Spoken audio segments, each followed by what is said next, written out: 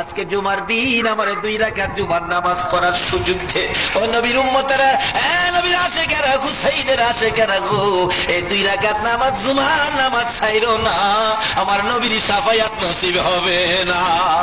রক্তে লাল হইয়া যদি হুসাইন 2 রাকাত জুমার নামাজ পড়তে পারে গো, আজকাল থেকে কথা দিতে হবে জীবনে কোনোদিন জুমার নামাজ ছাড়তে পারবা না। জুমার নামাজ আদায় করতে সময়টুকুন দিলে নামাজ শুরু করে দিলেন, রুকু সিজদার কাজ শেষ করে তাশাহুদে বসে সালাম ফিরানোর আগ পর্যন্ত কাছাকাছি বসে বসে এই যদি সৈন্যরা নামাজের ভিতরে প্রত্যক্ষদর্শীরা বলেন এক একটা করে তীর মারে হুসাইনের গায়ে। ডান দিক দিয়া যদি তীরটা মারতো, বাম দিক দিয়া বেরিয়ে যাইতো, সামনে দিয়া মারলে পিছন দিয়া বেরিয়ে যায়, এই কিসিমের তীর গো নামাজের ভিতরে বাহুটা তীর লাগাইছে। হুসাইন সালামটা ফিরাইয়া নানা